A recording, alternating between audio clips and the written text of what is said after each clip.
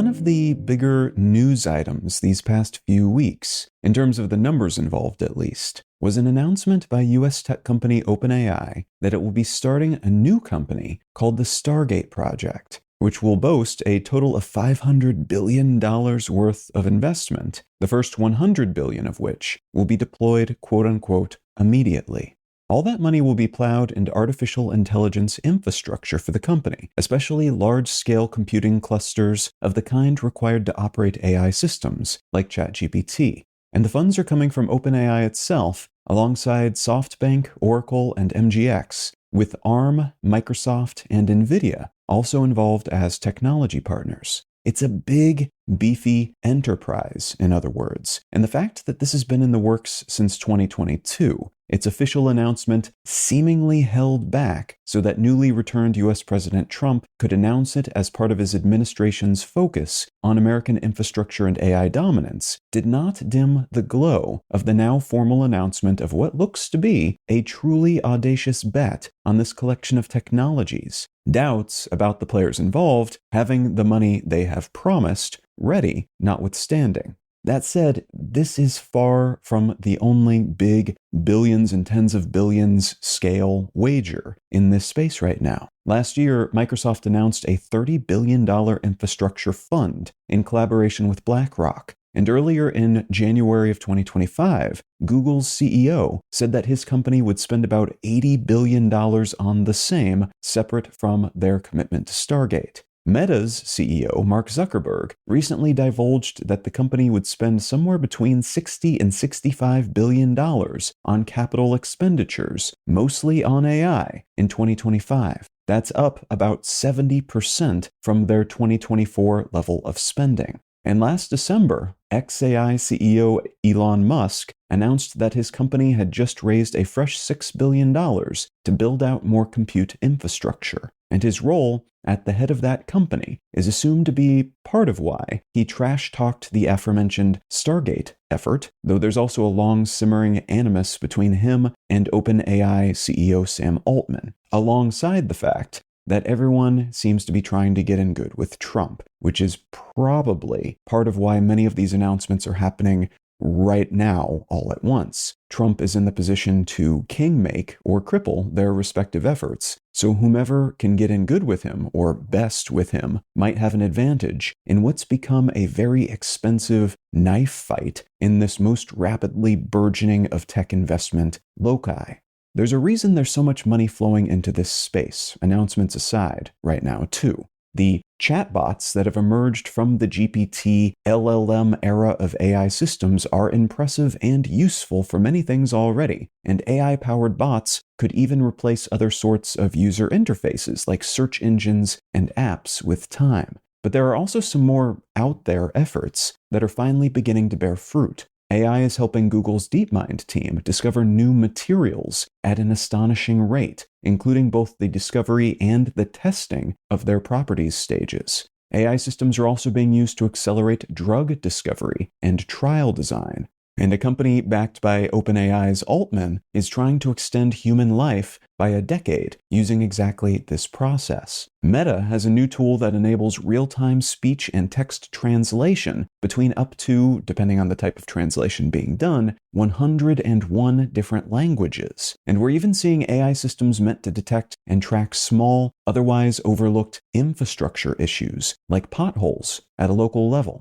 And to be clear, this is far from a US government and US-based tech company sort of effort. Government agencies globally are scrambling to figure out how to regulate AI in such a way that harms are limited, but research and investment and innovation is not hampered. And entities all over the place are plowing vast wealth into these projects and their related infrastructure. India's Reliance Group recently announced it will build what could become the world's biggest data center, planned to go into operation within 2 years, a project with an estimated price tag of somewhere between $20 and $30 billion. And that, all by itself, would more than triple the country's data center footprint. So this scramble is big, and it's global, and it's partly motivated by the gold rush-like desire to be first to something like artificial general intelligence, or AGI, which would theoretically be capable of doing basically anything a human being can do, and possibly even better than a human could do it. That could, depending on the cost of developing and running such a system, put a lot of humans out of work, scrambling the world and its economy in all sorts of ways, and causing untold disruptions, and maybe even havoc and violence. That chaos could be very good for business, though, for whomever is able to sell this new commodity of labor to everyone else, replacing most or all of their employees with digital versions of the same, each one cheaper than a comparable human would cost to perform the same work.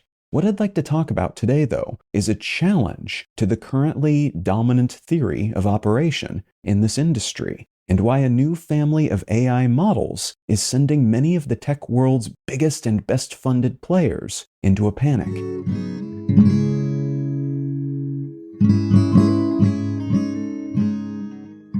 You're listening to Let's Know Things. I'm Colin Wright. I'm able to keep this show ad-free because of support from listeners like you. If you're finding value in what I'm doing here, consider becoming a paid supporter for the cost of a cup of coffee each month at letsknowthings.com. And as a thank you for your helping me keep this show solvent, you'll receive an additional bonus More Things episode each month. All right, let's get back to the show. A lot of the news coming out of the artificial intelligence world at the moment is focused on what are called agents, or agentic AI. An AI agent is a system that can operate with agency. They can do things on its own. So you could have one of these systems, something you might engage with like a chatbot, but one that's capable of taking complex instructions and doing stuff on its own, and you could tell it to find the best e-bike for your use case in your neighborhood. And it would then take your info and your context and your needs into consideration, do a bunch of research, and then it could maybe even buy and set up the delivery of the bike for you with limited check-ins and further instructions required on your part. A truly agentic AI would operate as sort of a personal assistant, capable of doing anything a human personal assistant would be able to do, sans the physical body, of course, though that might come later. This is generally seen as a step on the path toward AGI, and perhaps even AI superintelligence, which would be AGI that's a whole lot smarter and potentially better at everything than any human, all of which also moves these things from the realm of tool to be wielded by humans towards something more like a robot that can do all the things it's supposed to do without any humans present, a completely different category of product and service. This type of AI, with this level of capability, is generally considered to be really expensive to make, to train in the industry parlance, and to use because of how much computing power is required to run the code that allows it to leverage these sorts of smarts. In 2020, ChatGPT 3 cost somewhere between $2 and $4 million to train. Its successor, ChatGPT 4, which was deployed in 2023, cost more like $75 to $100 million. That's a lot more money. The model is a lot more powerful, granted, but the scaling laws that have seemed to be at play in this space so far, the increase in cost between generations of AI, have suggested that getting another capability leap comparable to what we saw between ChatGPT 3 and 4 would cost something like $1 billion.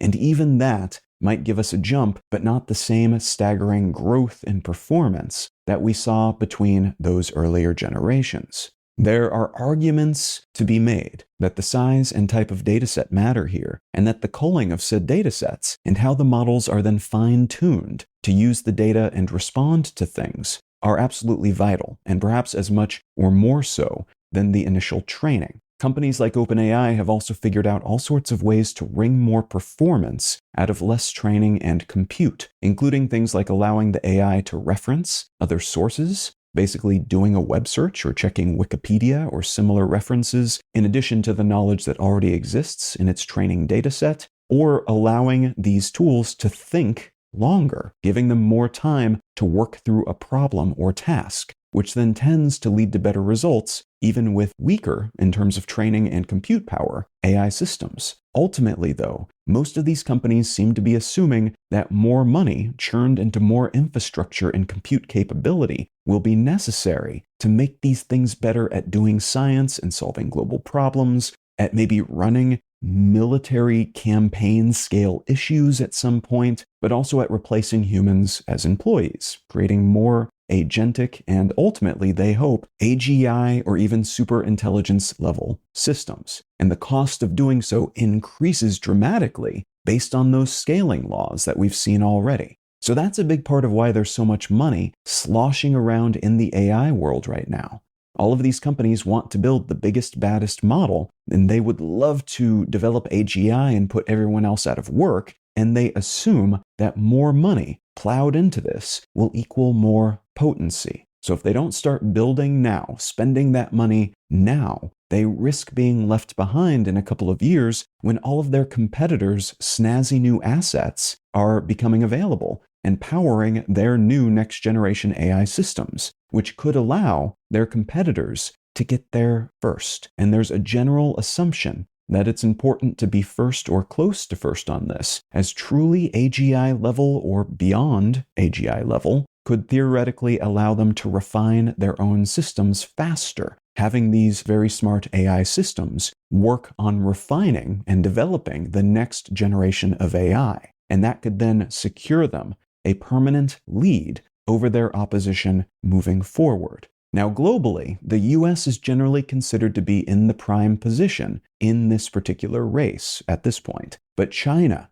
has investing a lot in AI as well, and many of their investments have been similar to those of Western competitors, dropping a whole lot of money on this issue, building out big infrastructure, things like that. They have been hindered a fair bit by Western, especially US, sanctions, though, and that's made it more difficult for them, not impossible, but more time-consuming and expensive to get the highest-end chips that are optimized for AI systems, like those made by NVIDIA. This has forced them to take some different approaches to those of their international peers. And while many of those approaches still involve huge price tags and build-outs, some of them have instead focused on a less celebrated aspect of the industry, that of smaller models that are a lot more efficient and that achieve gains that are out of proportion to their training and operating costs. Case in point are the new DeepSeek R1 models, which are a collection of AI models that were cheap to make, released for free for public use and editing, and which seem to beat OpenAI's O1 reasoning models, which are very much not free and which were a lot more expensive to develop. The R1 models beat the O1 reasoning models on some of the most widely used performance benchmarks.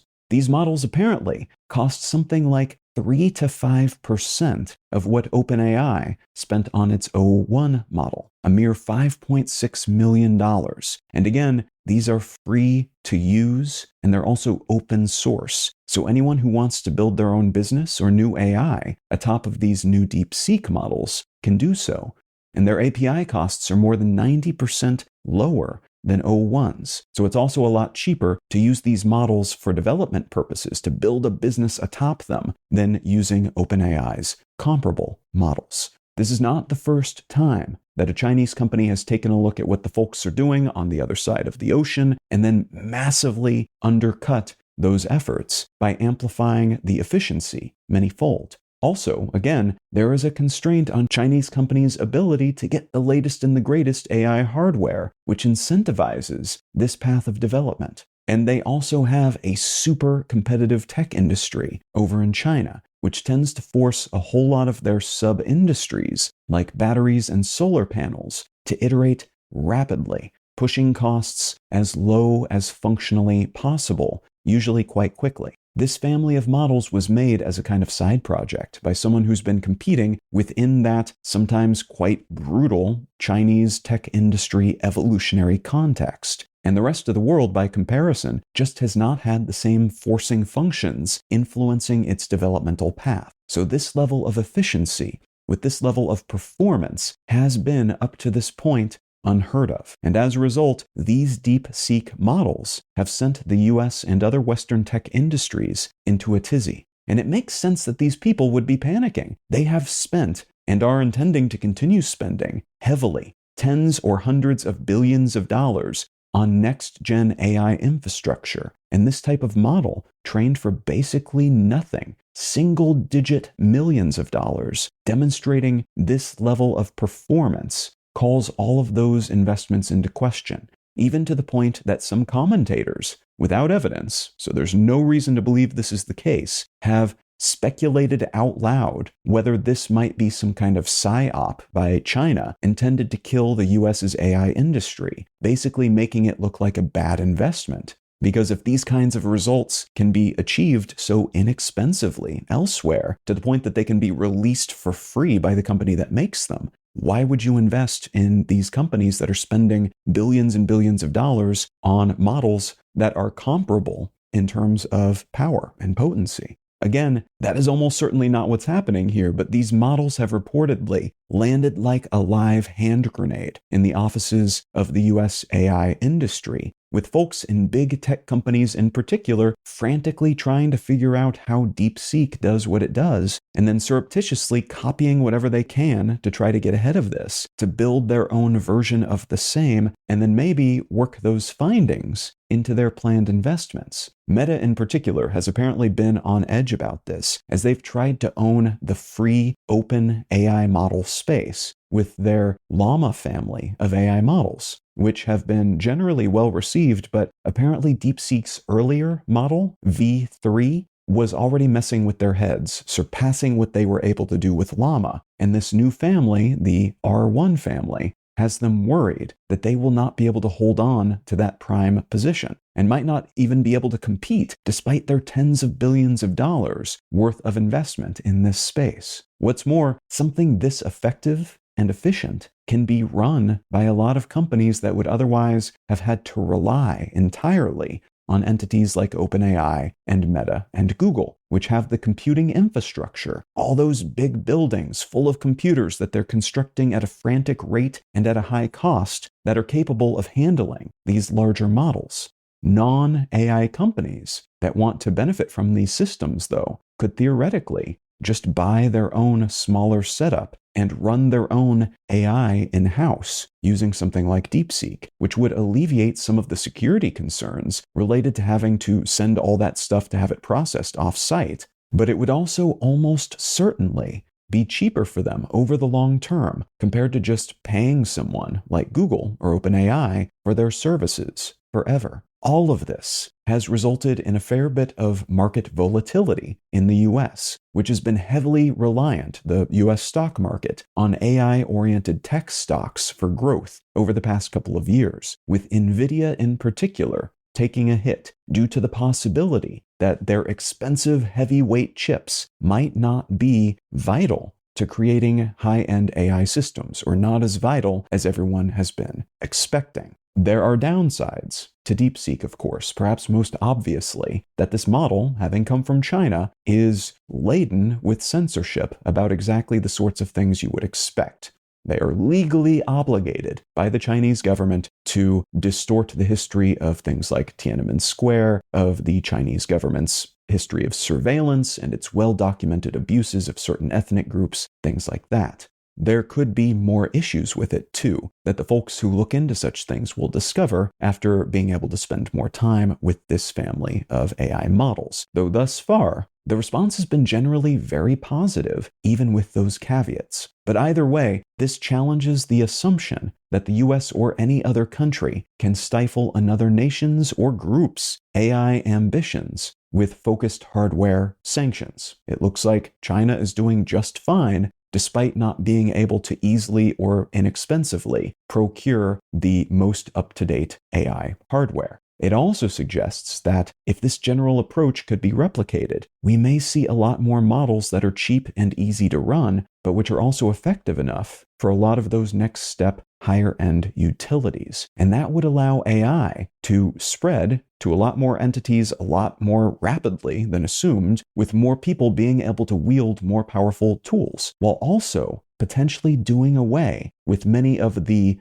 economic moats, the defensible, unique value propositions these larger tech companies assumed they would be able to build by building out and controlling the pricey infrastructure that everyone has been assuming will be necessary to spin up AI systems of increasing potency and eventually, maybe someday, reach that much pursued destination of AGI or superintelligence.